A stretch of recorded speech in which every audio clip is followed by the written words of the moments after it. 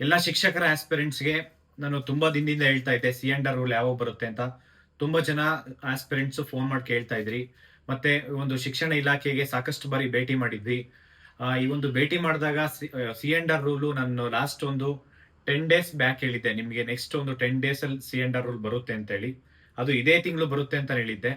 ಆದ್ರೆ ಇವತ್ತು ರೂಲ್ ಬಂದಿದೆ. ರೂಲ್ ಅಲ್ಲಿ ತುಂಬಾ ಏನು ಅಂದ್ರೆ very important, backup score remove ಮಾಡಿಸೋದಕ್ಕೆ ಸಾಕಷ್ಟು ಬಾರಿ ನಾವು ಶಿಕ್ಷಣ ಇಲಾಖೆಗೆ ಭೇಟಿ ಮಾಡಿದ್ವಿ. ಮತ್ತೆ ಪ್ರಿನ್ಸಿಪಲ್ ಸೆಕ್ರೆಟರಿ ಇರ್ಬೋದು, ಎಲ್ಲರಿಗೂ ಅಂದ್ರೆ ಶಿಕ್ಷಣ ಇಲಾಖೆಯಲ್ಲಿ ಚೀಫ್ ಸೆಕ್ರೆಟರಿ ತನಕ ನಾವು ಮನವಿ ಮಾಡಿಕೊಂಡು ಲೆಟರ್ ಕೊಟ್ಟಿದ್ವಿ ಈ ಒಂದು ಬ್ಯಾಕಪ್ ಸ್ಕೋರ್ ರಿಮೂವ್ ಮಾಡಿಸೋದಕ್ಕೋಸ್ಕರ.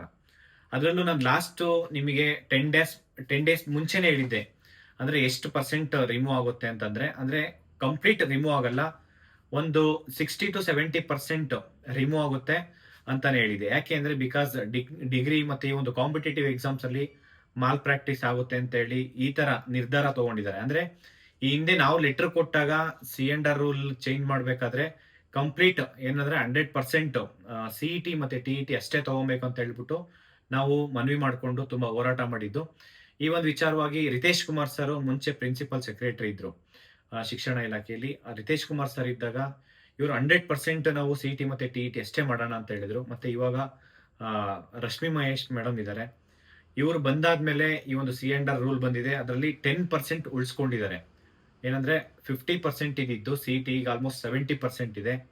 ಈ ಒಂದು ಟಿಇಟಿದು 20% ಇದೆ. ಆಲ್ಮೋಸ್ಟ್ 70 + 20 90% ಆಯ್ತು. ಇನ್ನ 10% ಡಿಗ್ರಿ 8% ಇದೆ, 2% BEd ಆರ್ DEd.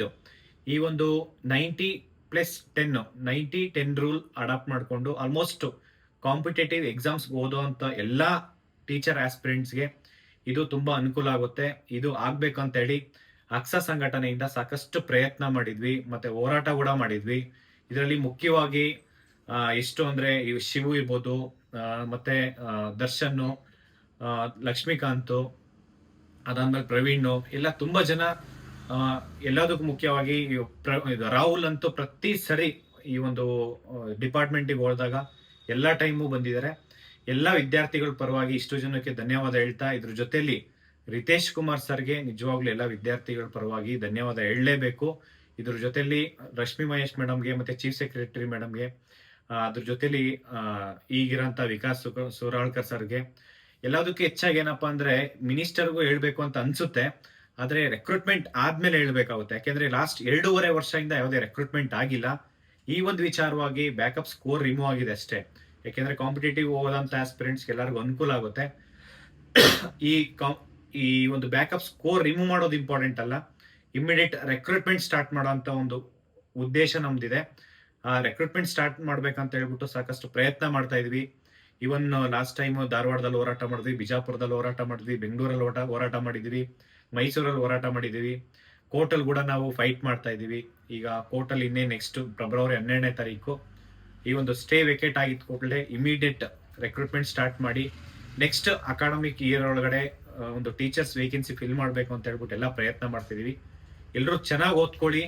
ಈ ಒಂದು ಶಿಕ್ಷಕರ ನೇಮಕಾತಿ ಆದಷ್ಟು ಬೇಗ ನಾವು ಮಾಡ್ಸೋಣ. ಮತ್ತೆ ಈಗ ಆಕ್ಚುಲಿ ಒಳ್ಳೆ ವಿಚಾರನೆ ಇದೊಂದು ಆಗ್ಬೇಕಂದ್ರೆ ಸಾಕಷ್ಟು ಪ್ರಯತ್ನ ಮಾಡಿದೀವಿ. ಯಾಕಂದ್ರೆ ಕಾಂಪಿಟೇಟಿವ್ ಓದೋಂಥವ್ರಿಗೆ ಮತ್ತೆ ಡಿಗ್ರಿ ಸ್ಕೋರ್ ತುಂಬಾ ಅಂದ್ರೆ 30% ಇಂದ 10% ತಗೊಂಡ್ಬರೋದು ಅಷ್ಟು ಈಸಿ ಇಲ್ಲ.